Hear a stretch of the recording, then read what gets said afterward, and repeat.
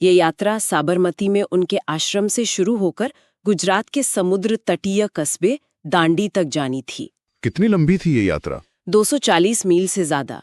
स्वयंसेवक 24 दिनों तक चले, रोज लगभग 10 मील। गांधी जी जहां भी रुकते थे, हजारों लोग उन्हें सुनने आते थे। वो बताते थे कि स्वराज का क्या मतलब है और कैसे शांति से अंग्रेजों की अवहेलना करनी है। 6 अप्रैल को वो दांडे पहुंचे। वहां उन्होंने समंदर का पानी उबालकर नमक बनाया और इस तरह औपचारिक रूप से नमक कानून तोड़ा। और यहीं से सविनय अवज्ञा आंदोलन की शुरुआत हुई? बिल्कुल। और ये आंदोलन पिछले असहयोग आंदोलन से अलग था। कैसे? इस बार लोगों से न सिर्फ अंग्रेजों के साथ सहयोग करने से मना करने के लिए कहा गया, बल्कि औपनिवेशिक कानूनों को तोड़ने के लिए भी कहा गया। ये कदम आगे था। इसका असर कैसा रहा देश भर में? असर बहुत व्यापक था। देश के अलग अलग हिस्सों में हजारों लोगों ने नमक कानून तोड़ा, खुद नमक बनाया और सरकारी नमक कारखानों के सामने प्रदर्शन किए। जैसे जैसे आंदोलन फैला, विदेशी कपड़ों का बहिष्कार किया गया, शराब की दुकानों की पिकेटिंग हुई, किसानों ने लगान और चौकीदारी टैक्स देने से मना कर दिया, गांव के कर्मचारियों ने इस्तीफे दे दिए और कई जगहों पर जंगल में रहने वाले लोगों ने वन कानूनों का उल्लंघन किया। वो आरक्षित वनों में घुसकर लकड़ी बीनने लगे, अपने मवेशियों को चराने लगे। सरकार चुप तो नहीं बैठी होगी? बिल्कुल नहीं। सरकार चिंतित हो उठी। उसने कांग्रेसी नेताओं को एक एक करके गिरफ्तार करना शुरू कर दिया। इससे कई जगहों पर हिंसक झड़पें हुईं। अप्रैल 1930 में जब गांधी जी के समर्पित साथी अब्दुल गफ्फार खान को पेशावर में गिरफ्तार किया गया, तो गुस्साई भीड़ सड़कों पर उतर आई। बख्तरबंद गाड़ियों और पुलिस की गोलियों का सामना किया। बहुत लोग मारे गए। और जब गांधी जी को गिरफ्तार किया गया, उससे करीब 1 महीने बाद जब महात्मा गांधी खुद गिरफ्तार कर लिए गए, तो शोलापुर, महाराष्ट्र में औद्योगिक मजदूरों ने अंग्रेजी राज के प्रतीकों, पुलिस चौकियों, नगरपालिका भवनों, अदालतों और रेलवे स्टेशनों पर हमला कर दिया। सरकार ने क्या प्रतिक्रिया दी? सरकार ने निर्मम दमन का रास्ता अपनाया। शांतिपूर्ण सत्याग्रहियों पर हमले किए गए, महिलाओं और बच्चों को पीटा गया और लगभग 1 लाख लोगों को गिरफ्तार किया गया। माहौल बहुत ज्यादा बिगड़ गया था। हाँ, बहुत तनावपूर्ण हो गया था। ऐसी स्थिति में महात्मा गांधी ने एक बार फिर आंदोलन वापस लेने का फैसला किया और 5 मार्च 1931 को उन्होंने इरविन के साथ एक समझौते पर दस्तखत किए। इसे ही गांधी इरविन पैक्ट कहते हैं। हाँ, इसके तहत गांधी जी ने लंदन में होने वाले दूसरे गोलमेज सम्मेलन में हिस्सा लेने पर सहमति जताई। पहले का कांग्रेस ने बहिष्कार किया था और बदले में सरकार राजनीतिक कैदियों को रिहा करने पर राजी हो गई। तो गांधी जी लंदन गए, सम्मेलन कामयाब रहा? गांधी जी दिसंबर 1931 में सम्मेलन के लिए लंदन गए, लेकिन बातचीत बीच में ही टूट गई और उन्हें निराश लौटना पड़ा। और भारत वापस आकर उन्होंने क्या देखा? वापस आके उन्होंने पाया कि सरकार ने दमन का नया दौर शुरू कर दिया है। गफ्फार खान और जवाहरलाल नेहरू दोनों जेल में थे। कांग्रेस को गैर कानूनी घोषित कर दिया गया था। सभाओं, प्रदर्शनों और बहिष्कार जैसी गतिविधियों को रोकने के लिए कड़े कदम उठाए गए थे। तो गांधी जी ने क्या किया? भारी मन से महात्मा गांधी ने सविनय अवज्ञा आंदोलन दोबारा शुरू कर दिया। साल भर से ज्यादा समय तक आंदोलन चला, लेकिन 1934 आते आते उसकी गति धीमी पड़ गई। अब ये समझना जरूरी है कि इस पूरे आंदोलन को, जो इतने उतार चढ़ाव से गुजरा, अलग अलग सामाजिक समूहों ने कैसे देखा, उनकी भागीदारी कैसी रही, उनके लिए इसके क्या मायने थे। हाँ, ये बहुत महत्वपूर्ण है। चलिए सबसे पहले धनी किसानों की बात करते हैं, जैसे गुजरात के पाटीदार और उत्तर प्रदेश के जाट। ये लोग आंदोलन में काफी सक्रिय थे। क्यों? क्योंकि वो व्यावसायिक फसलों की खेती करते थे और व्यापार में मंदी और गिरती कीमतों की वजह से बहुत परेशान थे। उनकी नकद आमदनी खत्म होने लगी थी, तो उनके लिए सरकारी लगान चुकाना नामुमकिन हो गया था। बिल्कुल। तो उनके लिए स्वराज की लड़ाई मतलब भारी लगान के खिलाफ लड़ाई थी। लेकिन जब 1931 में लगान की दरें घटाए बिना आंदोलन वापस ले लिया गया, तो उन्हें बड़ी निराशा हुई। इसीलिए जब 1932 में आंदोलन दोबारा शुरू हुआ, तो उनमें से बहुतों ने हिस्सा लेने से इनकार कर दिया। अच्छा, और गरीब किसानों का क्या, जो शायद दूसरों की जमीन पर खेती करते थे? हाँ, गरीब किसान सिर्फ लगान कम करवाने में दिलचस्पी नहीं रखते थे।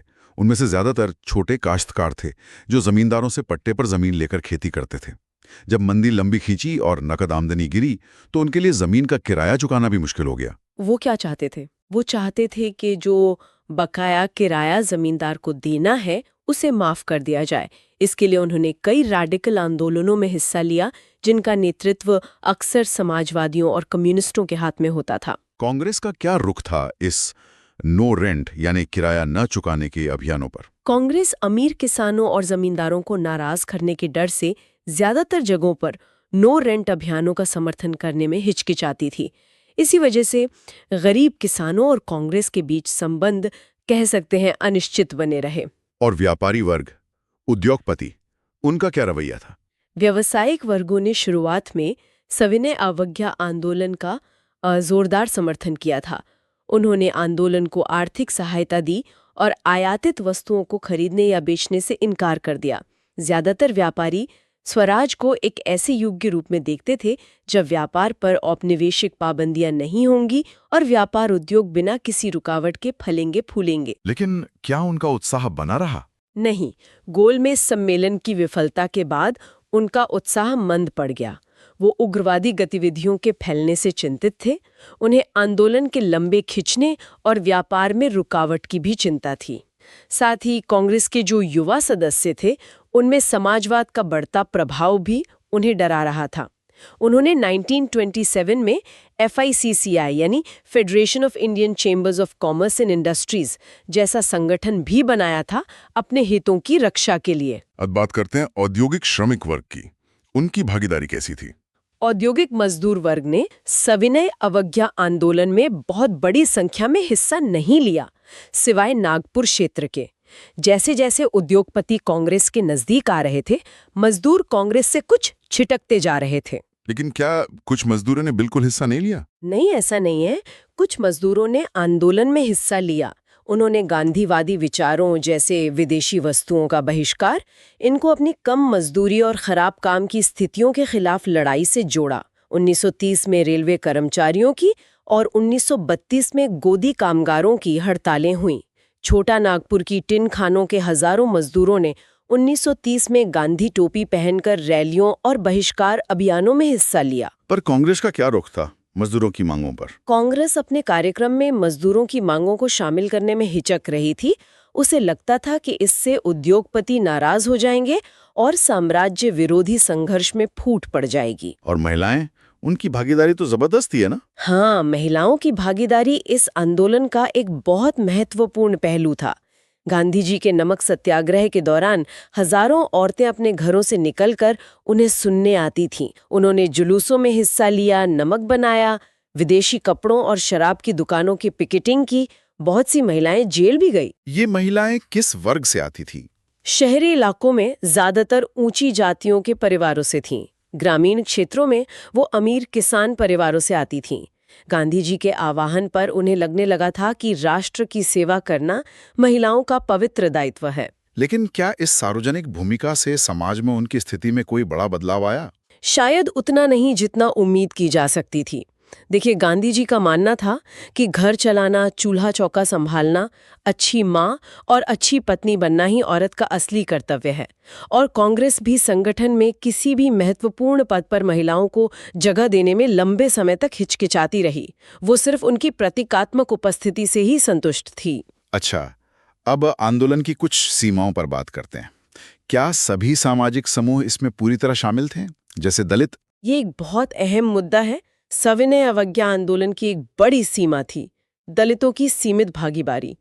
दलित, जिन्हें तब अछूत कहा जाता था, वो 1930 के दशक से खुद को दलित या उत्पीड़ित कहने लगे थे।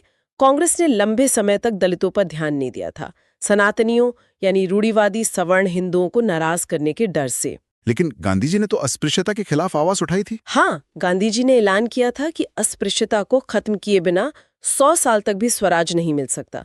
उन्होंने अछूतों को हरिजन यानी ईश्वर की संतान कहा। उनके मंदिरों, सार्वजनिक तालाबों, कुओं, सड़कों, स्कूलों पर समान अधिकार के लिए सत्याग्रह किए। खुद शौचालय साफ किए ताकि मैला ढोने के काम को प्रतिष्ठा मिल सके। उन्होंने ऊंची जातियों से भी अपना हृदय परिवर्तन करने और अस्पृश्यता के पाप को छोड़ने का आग्रह किया। फिर क्या दलित नेता इसे संतुष्ट थे? नहीं, बहुत से दलित नेता अपने समुदाय की समस्याओं का अलग राजनीतिक हल चाहते थे।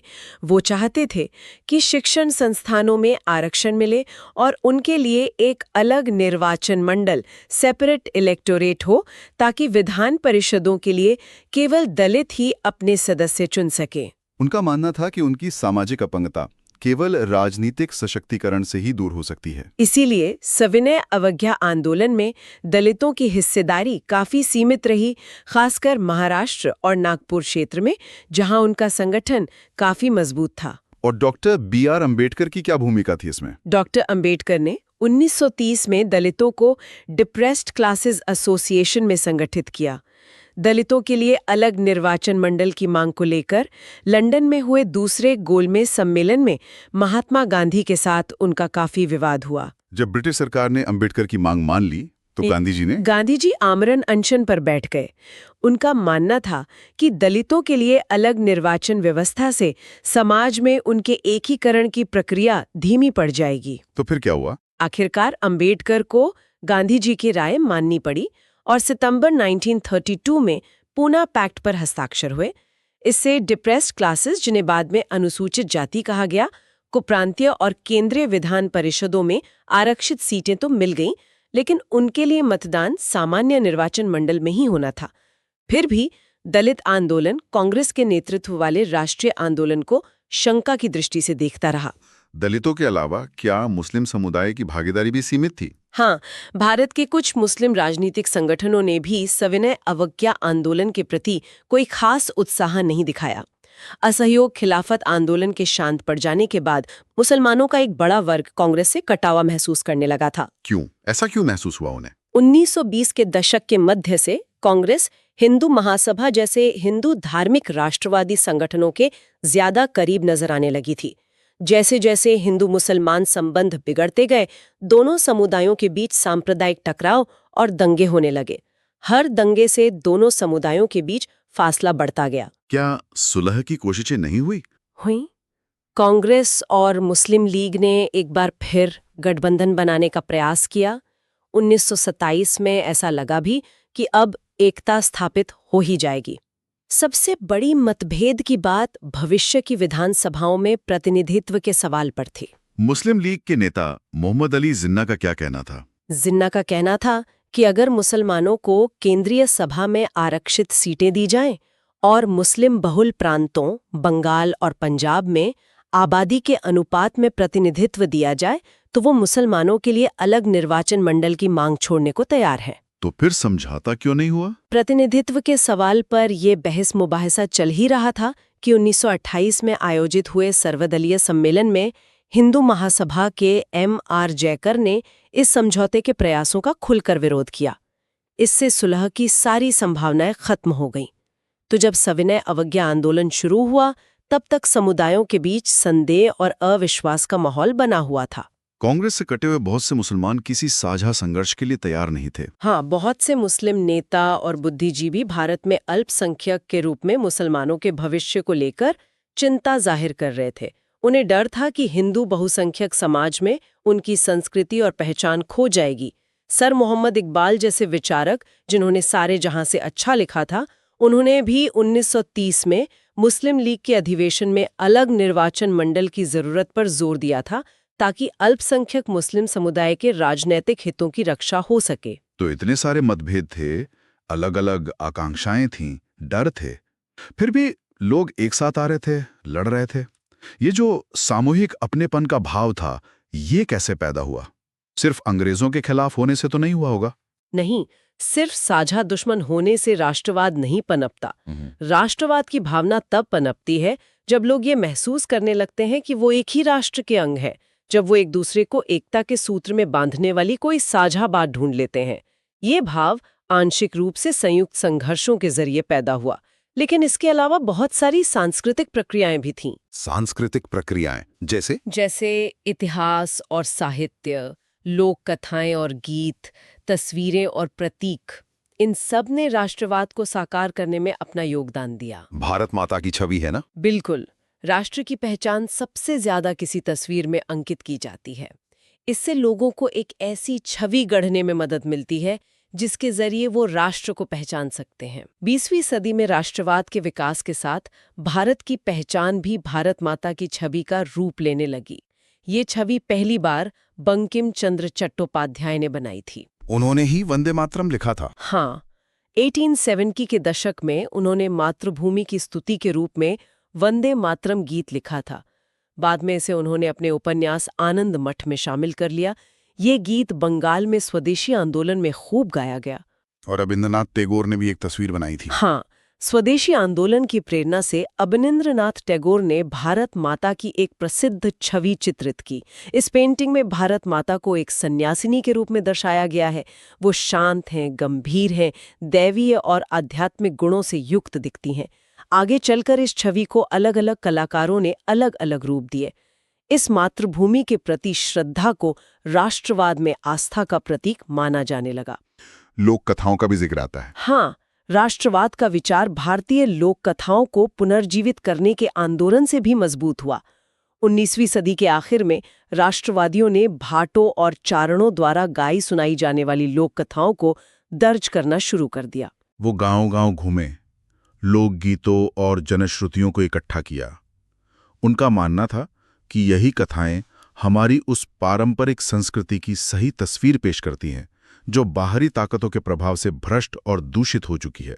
अपनी राष्ट्रीय पहचान को ढूंढने और अपने अतीत में गौरव का भाव पैदा करने के लिए इस लोक परंपरा को बचाकर रखना जरूरी था। बंगाल में रविंद्रनाथ टैगोर ने यह काम किया। मद्रास में नटेसा शास्त्री ने the folklores of southern India के नाम से तमिल लोक कथाओं का विशाल संकलन 4 खंडों में प्रकाशित किया। उनका मानना था कि लोक कथाएं राष्ट्रीय साहित्य होती हैं। ये लोगों के असली विचारों और विशेषताओं की सबसे विश्वसनीय अभिव्यक्ति हैं। झंडे का भी एक महत्व था। हाँ, जैसे जैसे आंदोलन विकसित हुआ, राष्ट्रवादी नेता लोगों को एकजुट करने और उनमें राष्ट्रवाद की भावना भरने वाले चिन्हों और प्रतीकों के बारे में और ज्यादा जागरूक होते गए। बंगाल में स्वदेशी आंदोलन के दौरान एक तिरंगा झंडा हरा, पीला और लाल तैयार किया गया। इसमें ब्रिटिश भारत के 8 प्रांतों का प्रतिनिधित्व करते 8 कमल के फूल और हिंदुओं व मुसलमानों का प्रतिनिधित्व करता एक अर्धचंद्र दर्शाया गया था। और गांधी जी ने भी एक झंडा तैयार किया था। हाँ, 1921 तक गांधी जी ने भी स्वराज का झंडा तैयार कर लिया था। ये भी तिरंगा था, सफेद, हरा और लाल, और इसके मध्य में गांधीवादी प्रतीक चरखे को जगह दी गई थी, जो स्वावलंबन का प्रतीक था। जुलूसों में ये झंडा थामे चलना शासन के प्रति अवज्ञा का संकेत बन गया था। और इतिहास की पुनर्व्याख्या, वो भी एक तरीका था। अंग्रेज मानते थे कि भारतीय पिछड़े हुए और आदिम लोग हैं जो अपना शासन खुद नहीं संभाल सकते। इसके जवाब में भारतीय अपने अतीत की ओर देखने लगे। उन्होंने भारत की महान उपलब्धियों की खोज शुरू की। वो उस गौरवमयी प्राचीन युग के बारे में लिखने लगे जब कला और वास्तुकला, विज्ञान और गणित, धर्म और संस्कृति, कानून और दर्शन, हस्तकला और व्यापार फल फूल रहे थे। मकसद क्या था इसका? इस राष्ट्रवादी इतिहास का मकसद था भारतीयों को अपने अतीत पर गर्व करने के लिए प्रेरित करना और ब्रिटिश शासन के तहत दुर्दशा से मुक्ति के लिए संघर्ष का मार्ग अपनाने का आह्वान करना। लेकिन इन कोशिशों की भी कुछ सीमाएं थीं। हाँ, लोगों को एकजुट करने की इन कोशिशों की अपनी समस्याएं थीं। जिस अतीत का गौरवगान किया जा रहा था वो ज्यादातर हिंदू अतीत था। जिन छवियों का सहारा लिया जा रहा था वो हिंदू प्रतीक थे। इसलिए अन्य समुदायों के लोग जैसे मुसलमान खुद को अलग थलग महसूस कर सकते थे। तो निष्कर्ष क्या निकाल सकते हैं हम इस पूरी चर्चा से? देखिए, निष्कर्ष यही है कि अंग्रेजी सरकार के खिलाफ बढ़ता गुस्सा विभिन्न भारतीय समूहों और वर्गों को स्वतंत्रता के साझा संघर्ष में खींच रहा था। महात्मा गांधी के नेतृत्व में कांग्रेस ने लोगों के असंतोष को संगठित करके एक विशाल आंदोलन खड़ा करने का प्रयास किया, राष्ट्रीय एकता बनाने की कोशिश की। लेकिन जैसा हमने देखा, इस आंदोलन में हिस्सा लेने वाले समूहों और वर्ग बहुत अलग-अलग थे। उनकी आकांक्षाएं और अपेक्षाएं अलग थीं। स्वराज के मायने भी उनके लिए अलग थे। कांग्रेस ने लगातार कोशिश की कि इन मतभेदों को हल किया जाए और एक समूह की मांगे किसी दूसरे समूह को दूर न चला जाए। यही वजह है कि आंदोलन अक्सर बिखर जाता था। एकता के शिखर के बाद अक्सर बिखराव और आंतरिक टकराव के दौर आ जाते थे। संक्षेप में कहें तो जो राष्ट्र उभर रहा था वो कई आवाजों वाला एक ऐसा राष्ट्र था जो औपनिवेशिक शासन से मुक्ति चाहता था। और आखिर में शायद ये सोचना लाजमी है ना कि जब आज़ादी की लड़ाई में शामिल लोगों के लिए स्वराज के मायने इतने अलग थे, तो क्या आज़ादी मिलने के बाद भी कुछ तनाव और मतभेद बने रहना तय नहीं था? हाँ, ये एक बड़ा सवाल है। क्या वो एकता सिर्फ एक बाहरी दुश्मन के खिलाफ थी या उस साझा संघर्ष ने सचमुच कुछ गहरे स्थायी बंधन भी बनाए थे? ये सोचने वाली बात है जिस पे शायद आगे भी कभी